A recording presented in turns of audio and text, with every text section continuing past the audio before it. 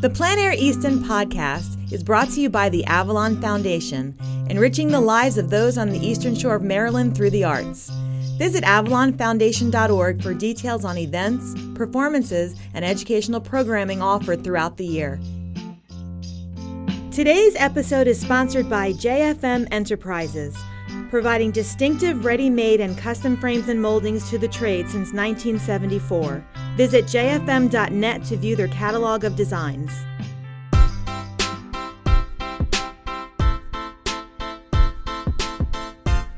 I like that Paul Reed Smith you got hanging behind you there too. This is radio. Shh. You can have it. You can have it, Dave. You can have it. There's a Gibson right next to me over here.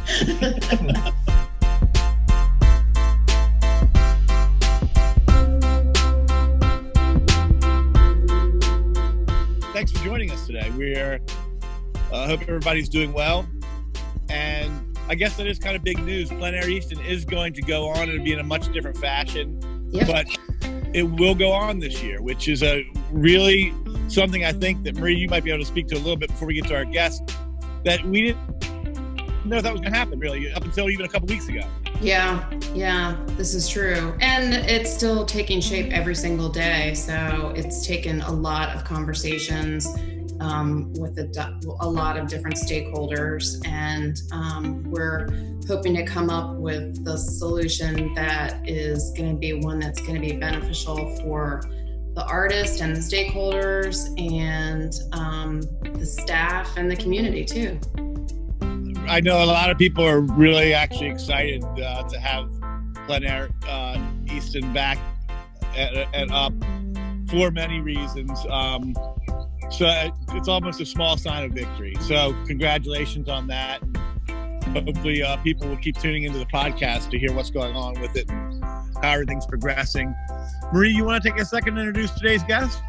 Yeah, so today we have David Csont, who is a Plein Air Easton artist, and this is his 10th year with Plein Air Easton, and we're super excited to have him on.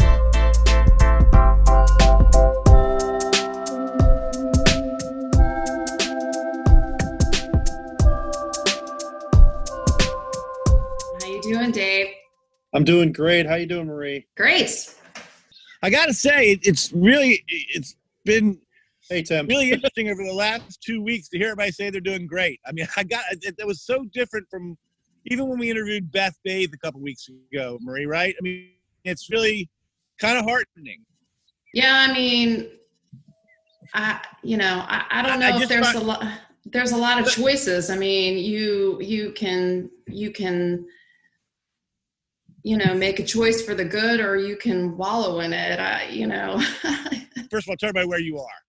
Well, I'm in Pittsburgh, and things here, being in Pennsylvania, Pennsylvania is a lot like New York State, where it was really tightly closed down for the time that things have been happening, but we're just now starting to see things open up a bit, and I think probably the thing that makes the biggest difference is that there's a few things to look forward to in the future. One of them being Plein Air Easton, and I think having some things to look forward to, regardless of how small they are, makes a huge difference in people's lives. So, I take my hat off to you guys for moving forward on this in what other shape or form we can, because I think it's going to make a big difference to a lot of people. Yeah, like I said, I mean, you could feel a little bit of sense of that optimism, and it's just been, it's just been interesting to kind of to see that develop. Dave, what have you been doing? Well, I don't know if everybody out there in Radio Land knows this, but I'm actually I'm a professional architectural illustrator, and I own part of an urban design and city planning firm named Urban Design Associates. So my full-time gig is doing illustration work, but of course, over the last 2.5 months, I've been doing it out of my studio in the house. But I've also had a couple of great opportunities come my way in the last few months. One of them being I'm doing a series of online video lectures for the Institute of Classical Architect, a series of 10 on drawing for architecture. And it's a lot of fun to be able to break down your process. I do a lot of teaching anyways, but to put it online in 10-minute segments is a lot of fun. And my son's been filming them in the dining room with an overhead boom camera, and it's been interesting. So that's one of the things I've been doing. And the other one is I've been experimenting and sharing, doing some plein air work with folks that hadn't done it before. And, you know, social distancing wise, you know, we can spread out a little bit, but they love the idea of painting, you know, because I think in the short term right now, the one thing that's happened to everybody is we've had to slow down. We've had to slow down what we're doing. We're at home. There's just less things running around. And that slowdown makes plein air possible for a lot of people. So we've been having a great old time here doing little plein air sessions in my yard and, you know, with varying aged people, and it's been great. Have you had a lot of people that said, hey, I have time to do this now? Yeah, in fact, one of them, which is really interesting, one of the folks that's been doing it with me, she's a student at Rice University. She's a bassist. She's on the orchestra track to be in the orchestra as a bass player. And her boyfriend is an oboist. They're both top flight people, and you know, they're musicians. And when they had to come home to stay at the family house near mine here, they're friends of ours. And since she came home, you know, along with practicing her music, painting has been a really great place for her to go with what she's been interested in. It's a lot like music. So, you know, between that and several neighbors that have come over for a cocktail and a quick paint, it's been great. Dave, what's the first thing you tell somebody you say you do a lot of teaching, and I'm sure you're probably, you know, getting some new people out into your yard doing this sort of quarantine plein air paint out. What's the first thing you kind of tell somebody who's starting? What's the first lesson? Well, the first lesson is don't think about it too much. Just get some paint down on the paper and start to react to it and see it. And the whole idea of painting outdoors and what the reason why you're doing it, if you're a beginner, is to really take a closer look at something that you might otherwise normally not take that close a look at. And I find that, you know, people, once they get over that sort of preconceived fear of, oh, I can't draw, oh, I can't paint, you know, once they get started, it just takes them over. It's wonderful. Yeah, what do you think about all this? That's totally where I am. I can't get past the, you know, I want to like skip all the steps, and, you know, I want to be able to know how to mix the color that I want, and to be, you know, have the drawing structure down pat, and yeah. You know, I want all the perspective to be perfect, and you know, that's where those are all standing in the way of me just picking it up and doing it. And well, Dave, you're saying just slap it down. Yeah, and one of the things we do is we start with one color. We start with like a Payne's gray or a neutral brown, and we paint the whole. We do a tone painting, and we work really small. You know, 5x7 is about as big as I let people go, so that they can't force themselves to detail everything out. You want to do 5 little ones, you know, quick. And, you know, that seems to help a lot. And then slowly you can get larger. Doing large paintings is not particularly easy. Small things are much easier to do. And Dave, what has been the response from people who are just starting out? What have they found about themselves? Well, it's interesting. I've a lot of folks that have done this, we've done it over a couple of weekends, and during the week they find themselves going online and looking at different paintings and looking at different artists. And because the world is so easy to resource these days, you know, once you get interested in something, it doesn't take much effort to really get involved in it. And, you know, they want to know where they can get supplies. It's amazing how quickly they take to it. It's a really, you know, I think it rekindles a little bit of when you're a kid. You know, you sort of draw automatically. Drawing is just like talking for you. And I think it opens that door back up again a little bit. And, you know, everybody's journey is different. Some people take it further, but I think in all, it's such a positive experience. That's what's so great about painting in general, is that you know, you can appreciate it. And, you know, it's funny, everybody who's been locked down, you know, the first thing that they've gone for as a comfort motion is art. It could be music, it could be writing, novels, it could be artwork. It's funny how in times of stress we all go to art for comfort, It is true. Part of it for me, it's meditative too. I mean, I can, I can sort out a lot of things, or at least just calm the mind if, I'm just doing some freehand drawing and doodling, things like that. So I get that piece of it. And you see over the years, you see how things like these sessions where people get together and they do the mandala drawing, or they do the coloring, and they're all similar things. They're all getting your hand and your eye to work on something other than just a computer screen and typing, and it's a different response. Drawing is a completely different response to the way your mind works, and it exercises that part that you don't always exercise. And I think it can be soothing in a lot of ways. I really do. So yeah. One of the reasons I did this in the first place was for that reason. And I can imagine too, being outside and being in nature, and you have all that sensory experience added into it, is just kind of compounds the soothing effects of it. Absolutely, it does. And it's not. I think probably most people that if they can walk away with one thing, and that is, I try to get everybody to have a sketchbook, and that sketchbook is just for them. That's where they put their little drawings. And I find that when people do that, they revisit those drawings during the week. They look at them, and they remember. It creates a link to what they were looking at and what they were doing at the time they did the painting. And it's a different kind of memory than just snapping pictures on your phone. It's not the same thing. And so it really is an enriching experience for a lot of people. So yeah, that totally resonates with me. I do that often. Did you find, Dave, and I've asked this question before, I'm not sure I'm asking it the right way, but did you find, if you're painting a plein air landscape, or plein air in general, can the mood, have your paintings changed? Because I'm sure when you were painting, I don't know, is there a difference when you're painting in a pandemic versus not a pandemic? Yeah, actually, there is that whole notion of the sense.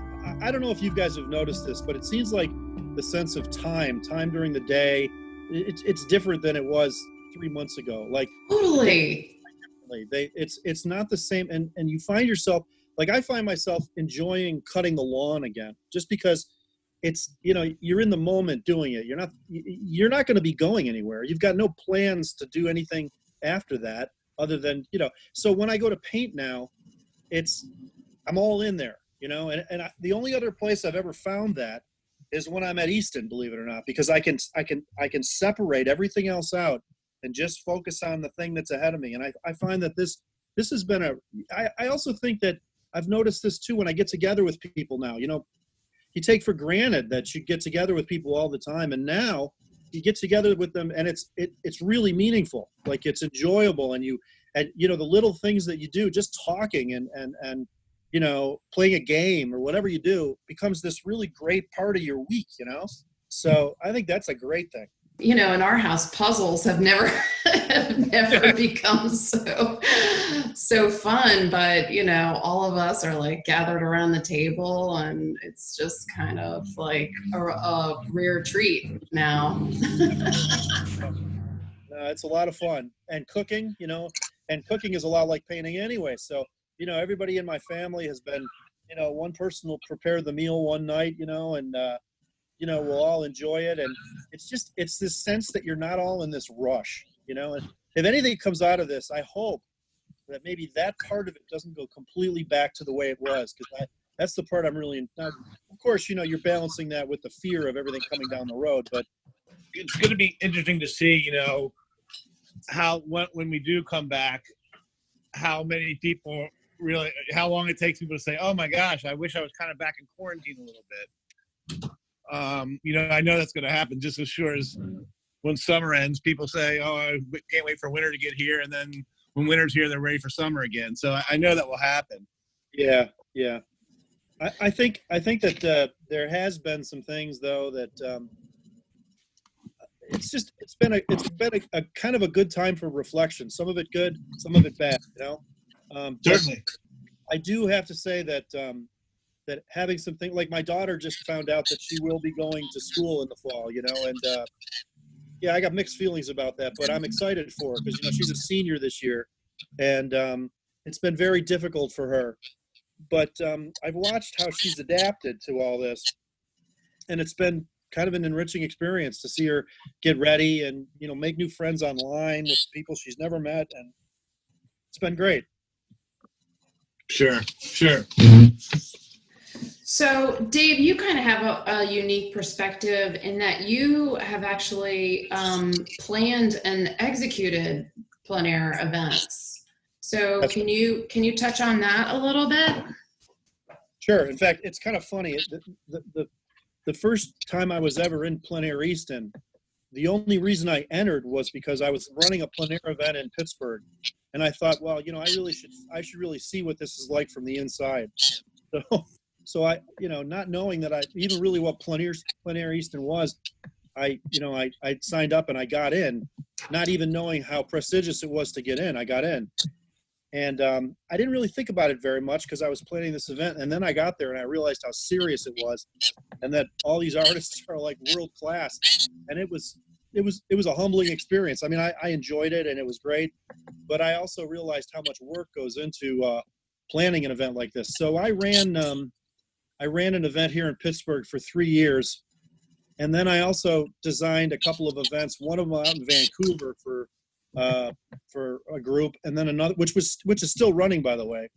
I jumpstart these events, and then the other one was in Seaside, Florida, down in the Panhandle, and I just find that what really attracted me to the whole process of designing the event was communities that don't normally have access to real art. I mean original art, not prints, not pictures in books, not museums, but real art that they can own is a really powerful thing. And just being able to introduce that to a community is a really amazing process. And so that was the reason I got into it in the first place. And it coincided with the last recession, believe it or not. That was another reason why I got involved, because I had some time. So, Dave, talk about that a little bit with bringing the art to a town a little bit more, because we found that as well too. And I knew nothing about plein air art in particular, and very little about art. The thing I expected when I first started is if a friend of mine made a painting, I would take it, and that was going to be how I would. They didn't want it, and I said, "Oh, I'll have that." And that was my art collection. That's how it started, just collecting people that I knew. And but it does change a village a little bit. Well, and I think like in the case of the first event that I did was for our local community here in Pittsburgh. It's Mount Lebanon, and Mount Lebanon is a very nice community. It has really good schools, has a great art program in the schools. So, I was on the municipal board. It was like sort of a community group that that planned events, and they did concerts and things like that.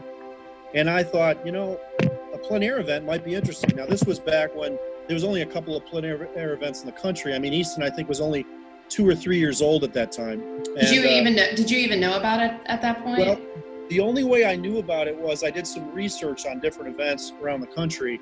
And Easton kept popping up, and then you guys, even then, you had a pretty decent website. So, I was able to look and see what the content was back then. And then, to be truthful, most of the other plein air events that were happening back then were on the West Coast.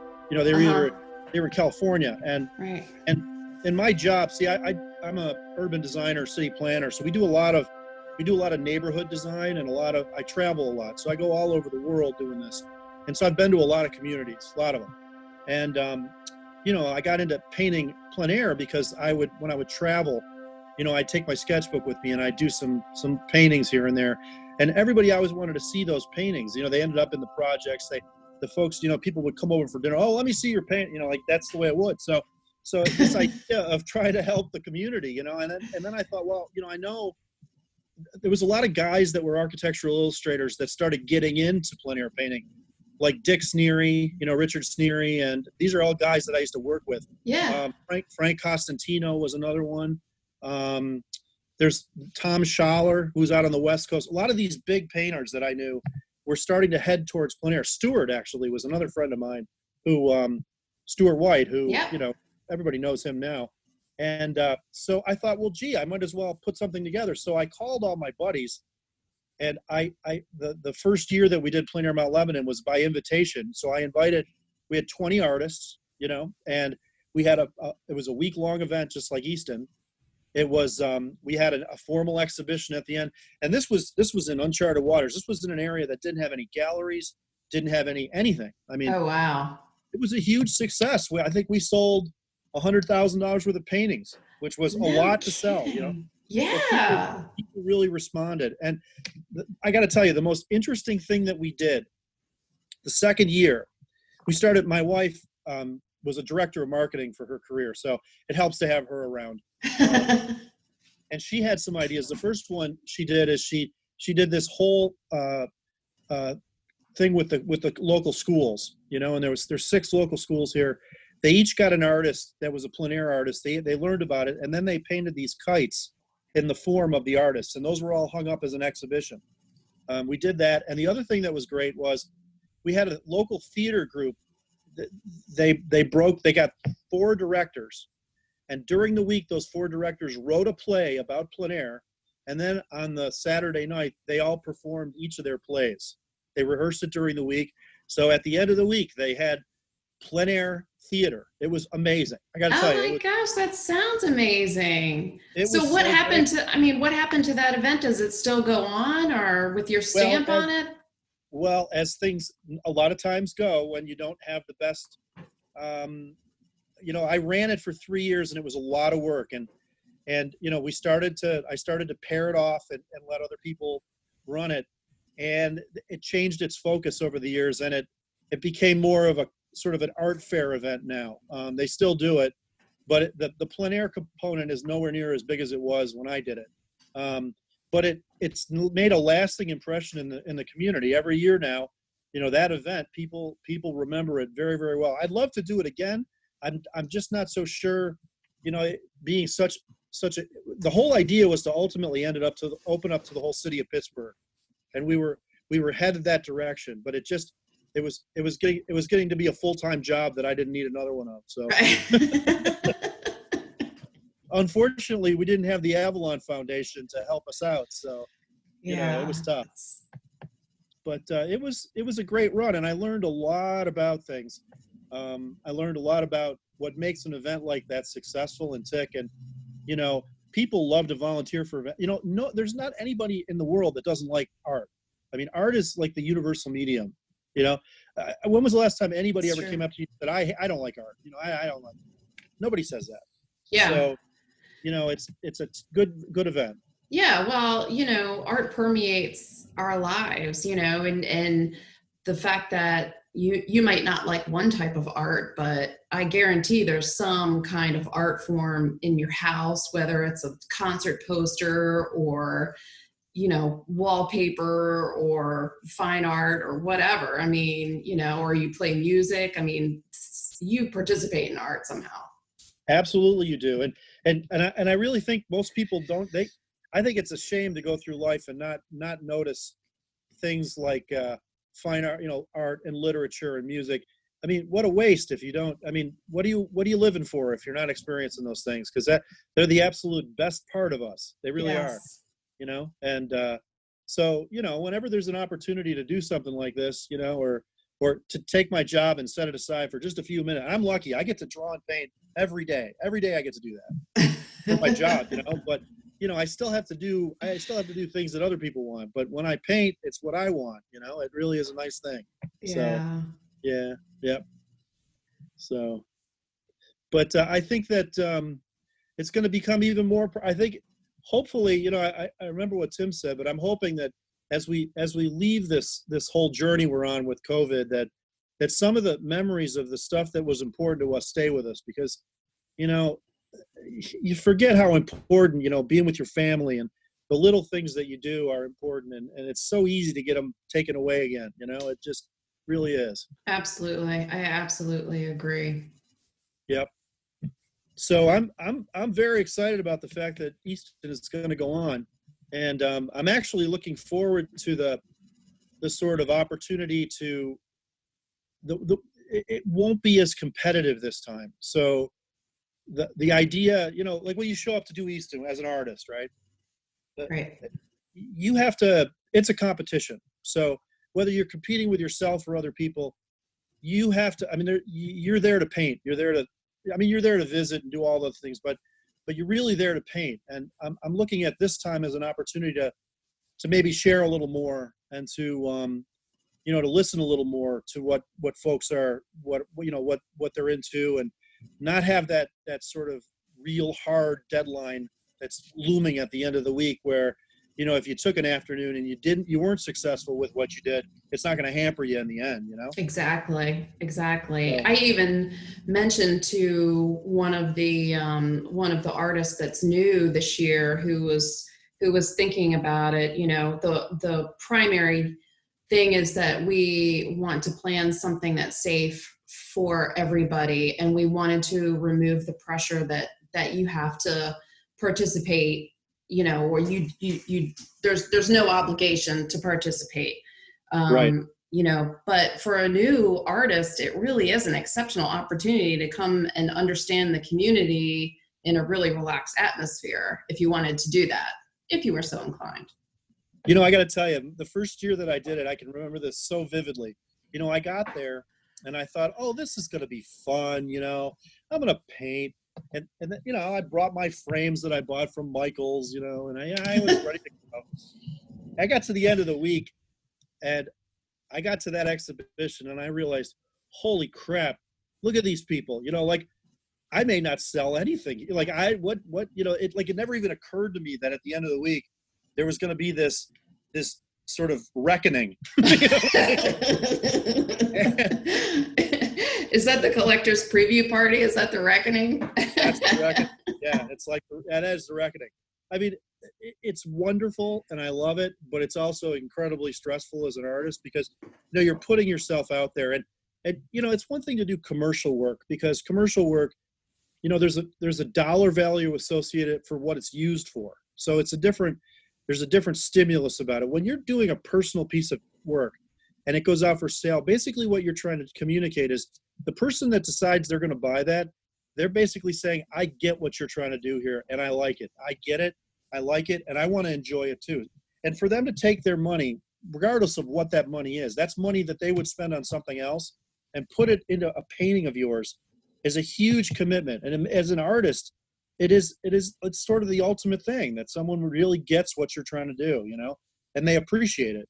And so, you get used to that and you want to do that all the time. And sometimes you do, sometimes you don't, And well, you have become so endearing to the community of Easton. Like, I even know that you are selling things now before, like, you set up your easel and your paper and all your stuff, and people are coming up and like, I want to buy it. I don't even know what's going to be on it, but I just want to buy that.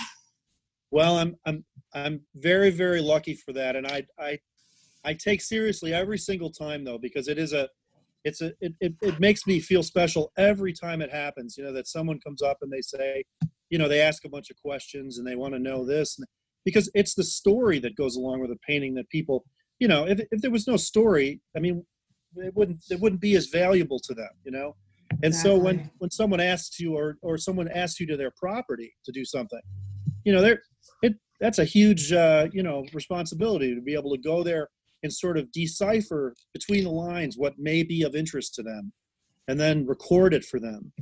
And to see the look on their face when they see that painting and they realize that you've caught something that they look at every day, but may not be that, like, now it's elevated, right?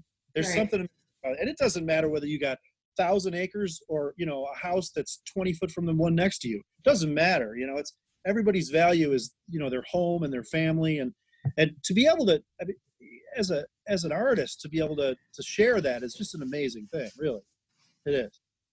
So that's what I get out of Easton. I love that that sort of communion. So look into this next one coming up, and to realize that you can even spend more time with people than you were before. Because I kind of, I do the events and I love to do them, but then I go invisible in the middle of the week because I got to get all this stuff done. And maybe this time I won't have to be as invisible. So, yeah, exactly. Yeah. Plus we can just hang out. Right, Tim? That's right. Yeah, no, Dave, it's a great talking with you. You're definitely one of the good ones. And we, look forward to hanging out with you again. It will be a different atmosphere. But Marie and Jess and Al and the rest of the gang are going to work incredibly hard to make it as special as we can make it. So we really look forward to seeing you again. Yeah, I'm looking forward to it too. I think I'm actually bringing my wife along this time too. She's never been to one of these while I've been competing, so we'll see how that goes. She usually stays at home and waits till I get back. That's, I text her the sales numbers. That's about it. Oh, yeah, that'll be, a chance to actually take in some of the beautiful parts of the area too, and not just have your competition blinders on. Yeah. I mean, I'm looking forward to seeing old friends too, because I've gotten to the point where I know quite a few people out in the area, and last year I wasn't in Plein Air Easton for the first time in 9 years, and I missed it so much that I came out anyways. And I had such a great time that, boy, I really put my head down and competed again to get back in. So, everybody's got to have an opportunity. Judges are judges, right? That's right. That's right. Yeah. Dave, it's been great talking with you. And we've been speaking with Dave Csont here, a plein air painter out of Pittsburgh. He's a Plein Air Easton veteran for sure, and entrepreneur in the plein air world in the Pittsburgh area. Dave, you gave us quite a bit to think about in terms of just keeping a positive outlook through all this, and I'm glad it's worked out up there in Pittsburgh. Well, thanks so much, Tim and Marie, and once again, I'm looking forward to seeing you guys in a little over a month. I know, I can't wait. Me neither. I like that Paul Reed Smith you got hanging behind you there too. This is radio. Shh. You can have it. You can have it. There's a Gibson right next to me over here. See, just another form of art that's everywhere. It's all around Absolutely. us. The Plein Air Easton Podcast is brought to you by the Avalon Foundation and was produced by Nick Richards. Our theme music was generously provided by Blue Dot Sessions, with additional episode music by Poddington Bear. Remember to rate, comment, and subscribe. You can learn more about Plein Air Easton at pleinaireaston.com.